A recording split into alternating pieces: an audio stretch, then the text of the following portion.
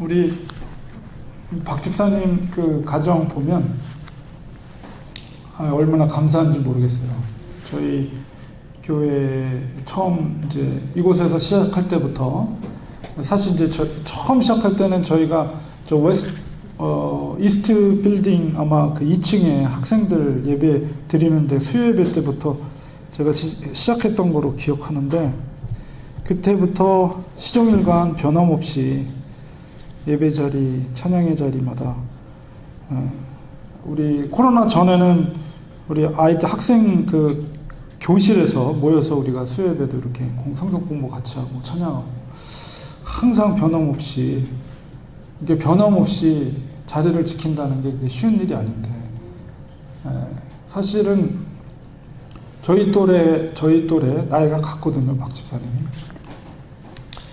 저희 또래가 제일 고심하는 게 이제 자녀들 문제잖아요. 중고등학교 잘하고 이렇게 하면서. 근데 보통 이제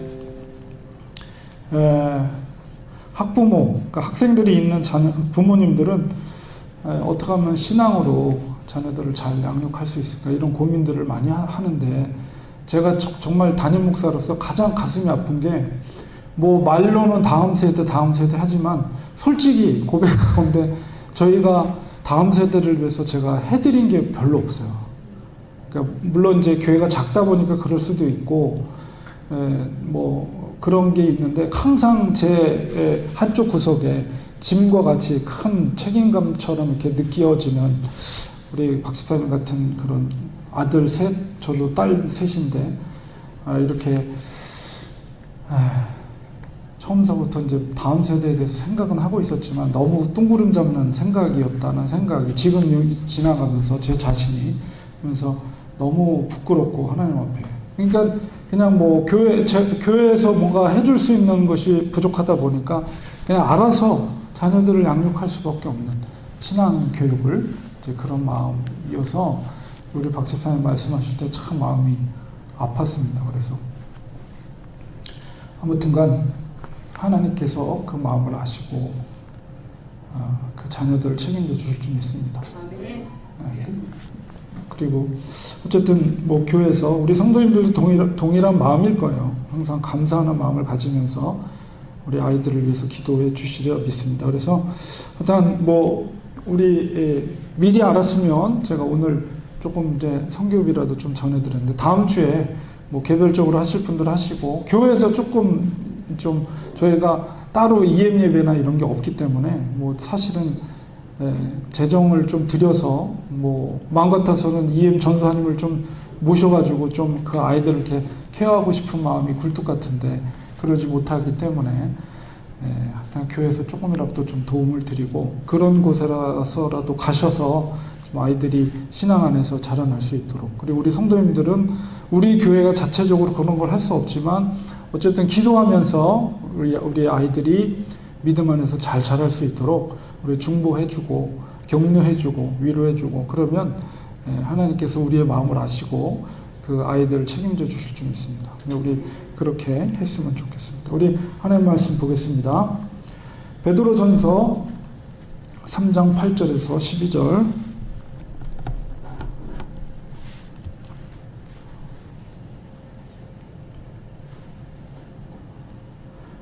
우리 베드로전서 3장 8절에서 12절까지 말씀 보겠습니다.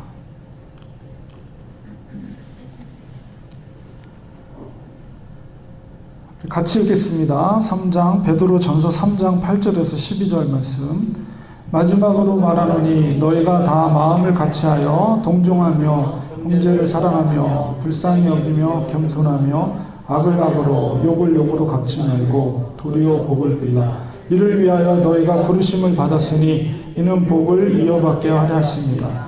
그러므로 생명을 사랑하고 좋은 날 보기를 원하는 자는 혀를 금하여 약한 말을 그치며 그 입술로도 거짓을 말하지 말고 악에서 떠나 선을 행하고 화평을 구하며 그것을 따르라. 주의 눈은 의인을 향하시고 그의 귀는 의인의 간구에 기울이시되 주의 얼굴은 악행하는 자들을 대하시느니라 하였느니라. 아멘. 요즘 그 언론을 통해서 보면, 한국 뉴스 보면 장마 피해가 아주 정말 대단한 것 같습니다. 특별히 폭우가 내린 지역, 뭐 청주라든가 이런 데 보면 뭐 전문가들이 말하기를 500년에서 심지어는 1000년에 한 번 내릴까 말까 하는 그런 비가 이번에 내렸다 이렇게 이야기를 하더라고요. 그러니까 이게 얼마나, 물론 이제 그 국부적으로 그런 지역에 내린 거겠지만 어쨌든 엄청난 비가 내려서 우리 그 뉴스에 보면 그 청주 오송이라는 그 지하, 거기에 지금 물이 잠겨가지고 뭐 차량이 한 10대 이상, 그게 한 400m가 된대요. 지하 차도가. 그러니까 거기에 아예 물이 수몰이 돼서 들어간 차는 이제 뭐 완전히 물에 침수가 돼버린 거죠. 그래서 물을 빼도 그 뚝이 이제 무너져서 계속 물이 펌프로 빼내도 들어오고, 그러니까 이게 작업이 안 되는 거예요. 그래서 간신히 비가 약간 그쳐서 제가 오늘 아침 뉴스를 보니까 이제 버스에서 이제 5명인가 6명의 시신을 발견했고, 아직도 이제 열 몇 대 차량이 그 400m 되는 지하 차도에 이제 침수가 돼 있는 거죠. 거기 사람이 살 수 있겠어요? 그러니까 몇 명이나 거기에 갇혀 있는지 전혀 모르는 상황이고, 지금 구조 작업을 하고 있는 상황입니다. 정말 안타까운 건 뭐냐면, 그런 매년마다 비 피해가 있는 지역이 늘 동일한 지역이라는 거예요. 얼마나 안타깝습니까? 가난한 농촌 지역이나 아니면 아주 그 저지대에 살고 있는 사람들. 그 형편이 어려우니까 어디 딴 데로 이사 가지도 못하고 매년 그렇게 물난리가 나면 그렇게 고생을 하시는 거죠. 사실 산불 피해보다도 이 물 피해가 더 복구하기가 어렵다고 합니다. 침수로 인해서 피해가 일어나게 되면 물에 잠긴 뭐 자동차뿐만 아니라 농기계라든가, 물론 모든 전자제품 물 닿으면 이제 그거는 쓸 수 없는 거예요. 그러니까 그리고 뭐 각종 오물이 들어와서 뭐 집안에 다 차고, 그렇기 때문에 물이 빠져도 이거 처리하는 게 차라리 불이 나면 그냥 다 타서 없어지니까 재만 남고, 근데 이거는 그걸 다 치고 걷어내고, 이게 물 피해가 그만큼 어렵다고 합니다. 이중적으로 복구하는 것이. 그래도 그나마 우리가 감사한 것은 대한민국이라는 나라가 이 정이라는 특별한 그 정서가 있잖아요, 우리에게. 그래서 그 지역적으로 그런 물난리가 나면 남의 일처럼 여기지 않는다는 거예요. 그래서 그런 피해를 당한 분들을 적극적으로 우리 한국 분들이 도와주는 그런 아름다운 모습들, 그런 것들이 있습니다. 정이라는, 우리 한국 사람들이 갖고 있는 정이라는 것은 정말 따뜻한 마음이고, 또 피해를 당한 어려운 분들에게는 정말 그나마 그래도 소망이 될 수 있는 국민들의 그런 마음들이 그런 거죠.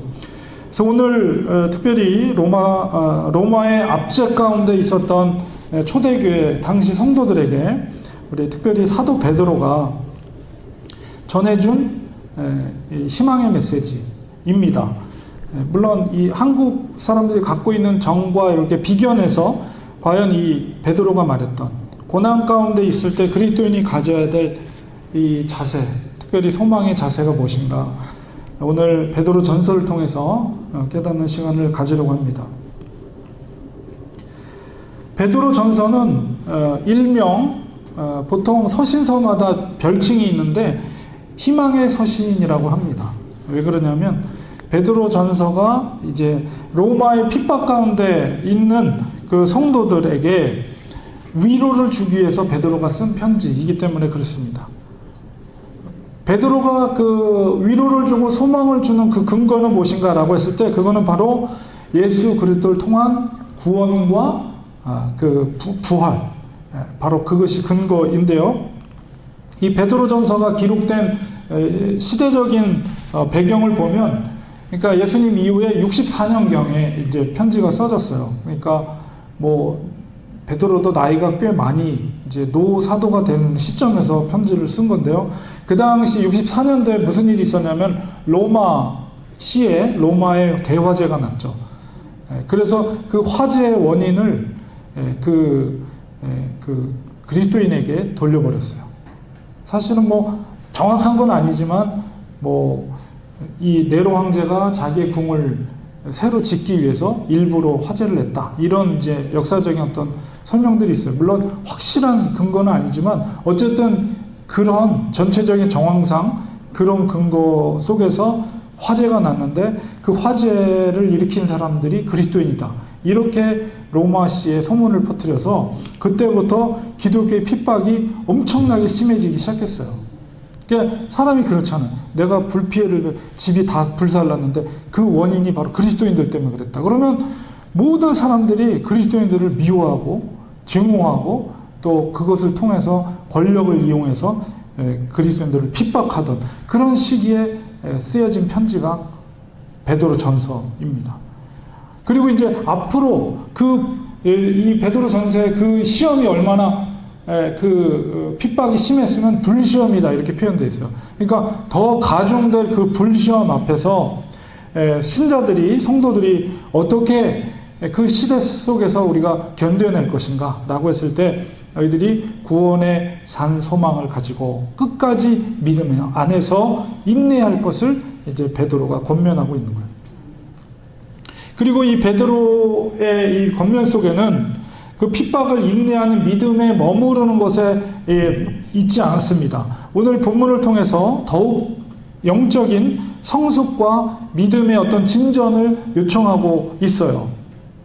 오늘 3장 8절에 보니까 이렇게 말하고 있어요. 마지막으로 말하노니 너희가 다 마음을 같이하여 이렇게 말합니다. 먼저 베드로는 공동체, 믿음의 공동체를 위한 당부를 하고 있어요.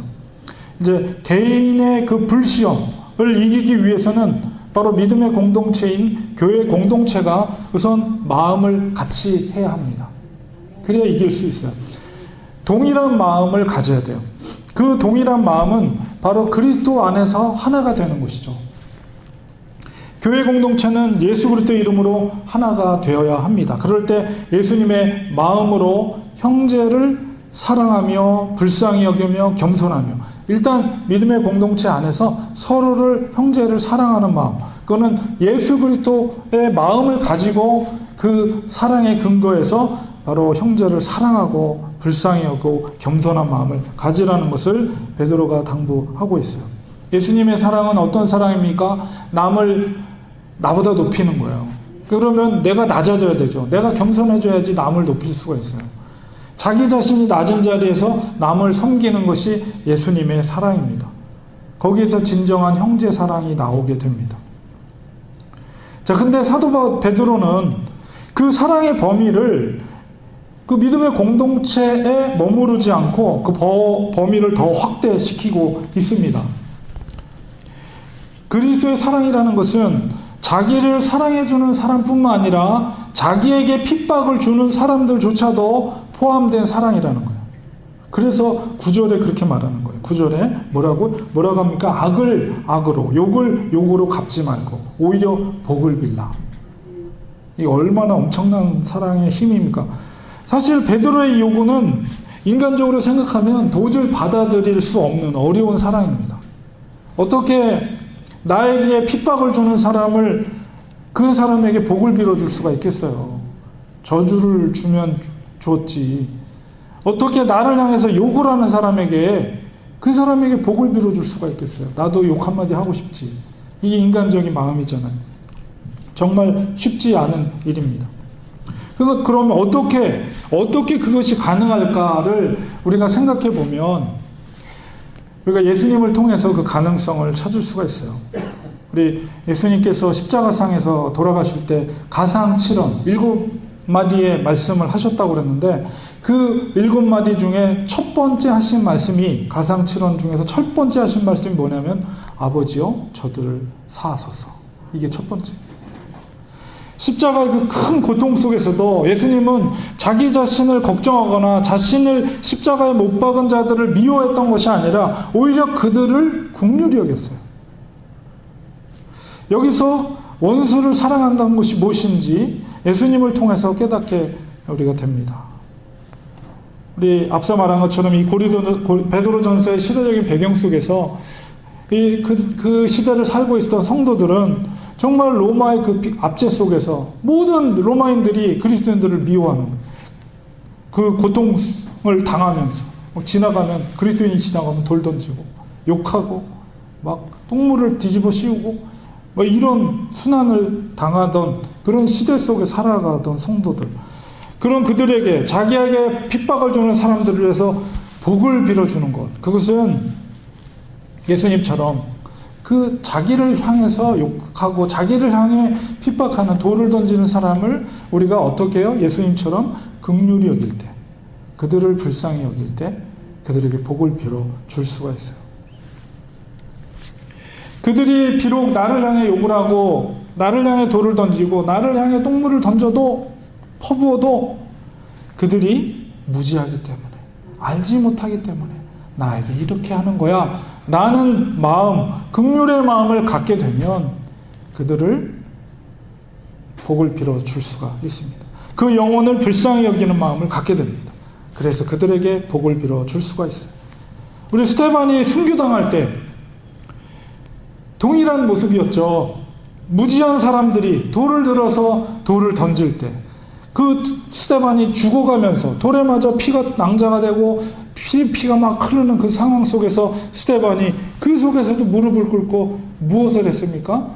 천상에 있는 주님을 향해 저들을 용서해 주옵소서. 그렇게 할 수 있었던 능력은 바로 성령님께서 주시는 능력이었습니다. 성령께서 능력 주실 때 우리도 원수까지도 사랑할 수가 있는 거예요. 사도 베드로는 이 하나님의 부르심의 목적을 복을 빌라 이를 위하여 너희가 부르심을 받았다. 부르심이라는 것은 콜링이에요. 하나님의 부르심을 받은 거예요. 왜? 이를 위하여, 원수까지도 사랑하기 위해서 너가 콜링을 받았다. 이렇게 베드로가 말하고 있어요. 그리고 그것이 뭐라고요? 이는 복을 이어받게 하려 하심이라 이렇게 말하는데, 복을 이어받는다라는 것은 바로 주님을 통해서 이 복이 나에게 구원의 복이 왔죠. 그리고 너가 원수를 사랑할 때 너를 통해서 그 복이 그에게 흘러갈 것이다. 바로 그것을 위해서 내가 너를 불렀다는 거예요. 이렇게 볼 때 우리가 복음의 증인이 된다는 것, 그리스도인이라는 것은 바로 희생을 통한 사랑을 전한다는 그런 의미가 포함되어 있는 거예요. 다시 말해서 고난과 희생이 없이 진정한 그리스도의 사랑을 전할 수 없다라는 의미도 포함되어 있는 거예요. 그러니까 우리가 인간적으로 그리스도인이 된다는 것, 예수님의 증인이 된다는 것은 결코 쉬운 일이 아니에요. 그러나 하나님께서 그것을 위해서 우리를 부르셨다는 거예요.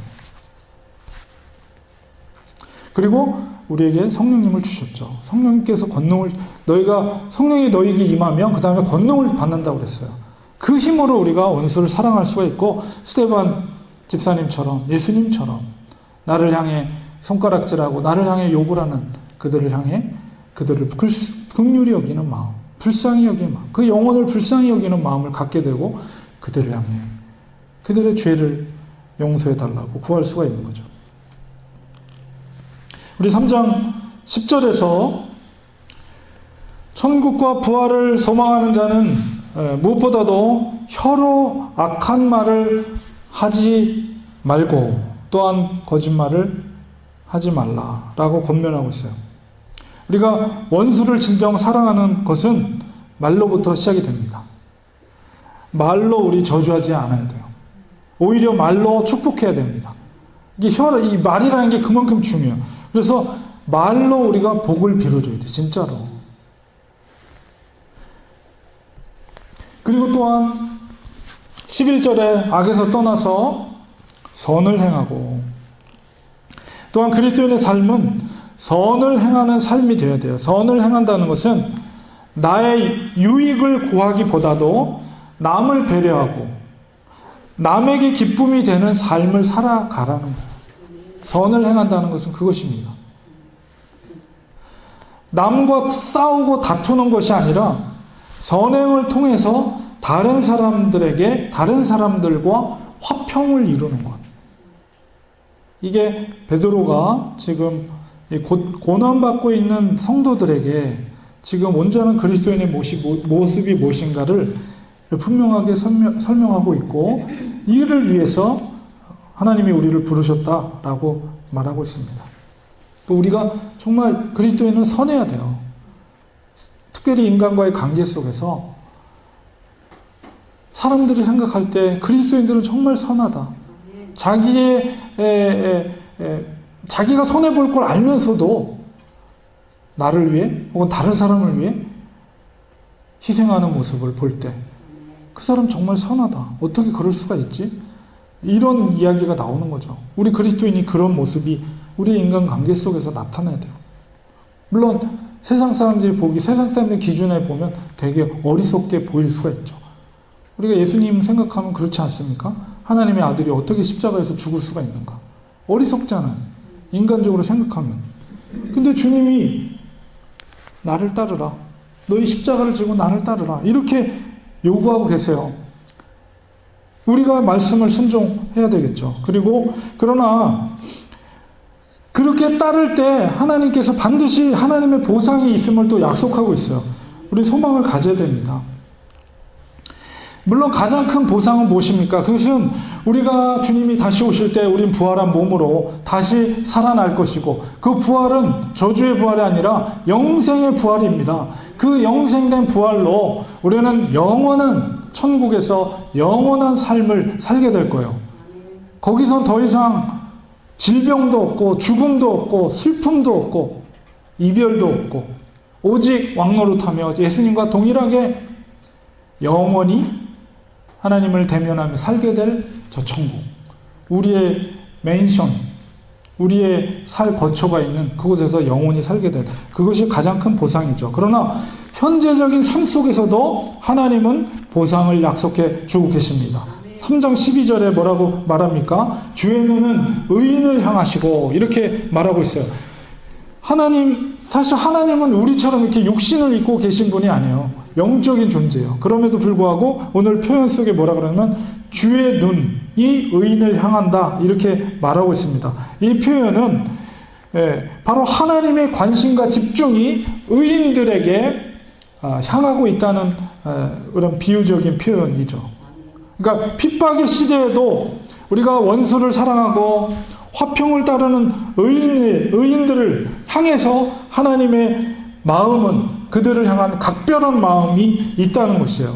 주의 눈이 머무르고 있는 것은 언제든지 어떤 상황을 살피고 또한 위험의 순간에 보호해주고 도움의 순간에 하나님께서 도와주시겠다는 의미입니다. 얼마나 이게 복된 보상입니까? 하나님의 보상. 의롭게 우리가 살아갈 때 하나님은 우리에게 이렇게 약속해 주시고, 그 다음에 주의 귀가 의인의 간구에 기울이신다 이렇게 또 말씀하고 있습니다. 의인의 간절한 기도에 하나님께서 그걸 경청하고 계신다는 거예요. 아무나가 아니라 하나님의 뜻을 따라서 순종하고 원수를 사랑하고 주의 뜻을 따라 순종하는 의인들에게 그 간구와 기도에 하나님의 귀가 경청하고 있다는 거예요. 그것은 뭐예요? 간구하는 의인들의 마음을 경청한다는 것은 그 사람의 말을 잘 듣고 그 사람의 생각을 깊이 헤아리면서 또한 그의 필요가 무엇인지 기도를 통해 간구할 때, 그리고 그 아픔이 무엇인지 하나님께서 귀 기울여 듣고 계시다. 얼마나 귀한 약속입니까? 의의 길로 가는 것이 인간적으로는 어렵고 힘들지만, 그러나 성령께서 힘주셔서 우리가 그렇게 감당할 때 하나님의 시선은 의인을 향해 머물러 있고 하나님의 그 귀는 의인의 간구에 기울인다는 것이에요. 반면에 주의 얼굴은 악행하는 자들을 대한다 이렇게 또 말씀하고 계십니다. 이건 뭐냐면 진노와 심판의 표현이에요. 의인을 대적하는 악의 세력에 대해서 하나님께서 직접 대면한다는 건 뭐예요? 얼굴을 대면한다는 것은 내가 너의 잘잘못을 보고 심판하시겠다는 거예요. 그렇기 때문에 우리 그리스도인의 복수, 우리가 때로는 억울한 일을 당하죠. 근데 그것 때문에 우리가 복수를 하려고 하지 마세요. 우리 그리스도인의 복수는 누가 하세요? 하나님께서 하시는 거예요. 우리는 다만 어떻게 하라고요? 바로 말씀에 순종해서 원수를 사랑하고 그에게 복을 빌어주라. 그들이 회개하지 않으면 누가 심판하신다고요? 하나님께서 그들을 심판하실 것이라는 거예요. 이게 바로 하나님의 약속입니다. 우리의 삶을 통해서 하나님의 시선이 우리 가운데 머물기를 소망합니다.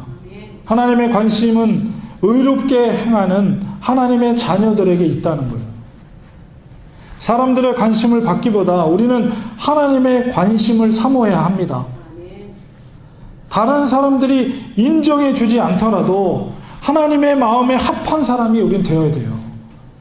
반대로 아무리 사람들로부터 인정을 받아도 하나님의 눈 밖에 있는 삶을 살아간다면 그 인생은 우리가 믿음의 눈으로 볼 때 가치 없는 인생인 거예요. 우리들은 어떤 인생을 살아야 할까요? 우리가 조금 머리가 약삭 빠른 분들은 그럴 거예요. 사람들에게도 좀 관심을 받고 하나님께도 관심 받는, 그렇게 살 수는 없을까? 이렇게 생각할 수 있겠지만 그렇게 사는 것은 성경에서 찾아볼 때 불가능한 일입니다. 왜냐하면 성경에 나타난 믿음의 사람들을 우리가 자세히 관찰해 보면 그들의 삶의 관심은 결코 세상 사람들에게 있지 않았어요. 오직 하나님의 영광, 하나님의 뜻을 위해 달려갔던 것이죠. 우리의 삶도 역시 하나님의 뜻을 따라 살아야 합니다. 하나님의 시선이 머무는 인생으로 우리는 살아가야 합니다. 성령의 능력으로 우리도 그런 삶을 살 수가 있습니다. 우리의 연약함을 하나님께 겸손하게 아뢰면서 주님의 뜻을 위해 가감하게 우리가 결단하는 삶을 살 때 하나님의 시선이 바로 우리의 삶 가운데 머물러 있을 것입니다. 하나님과 가까이 하는 삶을 사시기를 바랍니다. 그러기 위해서는 우리가 순결해야 돼요. 나 자신을 믿음의 사람으로 변화시켜야 됩니다. 근데 그 변화시키는 아주 중요한 원리가 있어요. 우리가 유유상종이라고 그러죠. 유유상종. 그러니까 내가 변화되기 위해서는 물론 내가 변화되는 노력도 필요하지만은 내 주위에 좋은 사람들이 있어야 돼. 내가 믿음의 공동체. 정말 내가 만나는 사람들이 세상 사람들보다 내가 만나는 사람들이, 자주 만나는 사람, 좋은 관계를 가지고 있는 사람들이 정말 예수 그리스도의 신실한 사람들, 작은 예수들, 그런 사람들을 우리가 자주 그 공동체 안에, 그런 모임 가운데 함께 할 때 내가 변화돼요. 아주 중요한 원리입니다. 그러니까 그 사람을 평가하려면 그 사람의 절친들, 주위에 있는 친구들이 누군지를 이렇게 보면 그 사람이 어떤 사람인지 평가되는 것처럼 우리가 변화되기 위해서 정말 하나님의 좋은 사람들을 우리가 만날 때 내가 변화될 수가 있습니다. 우리가 하나님의 시선이 머무르는 그런 사람이 되려면 정말 그리스도를 닮은 믿음의 사람들을 자주 만나시고 그 공동체 안에서 그런 교제가 있을 때 그런 사람이 될 수 있습니다. 우리 렌초아님 교회는 어떻습니까? 우리의 모습 속에 정말 예수 그리스도의 생명이 살아 꿈틀거리고 있습니까? 그런 믿음의 사람들을 자꾸 우리가 만나게 되면 세상적인 이야기가 아니라 그리스도의 증인의 이야기가 그 모임 가운데서 풍성하게 이루어질 것입니다.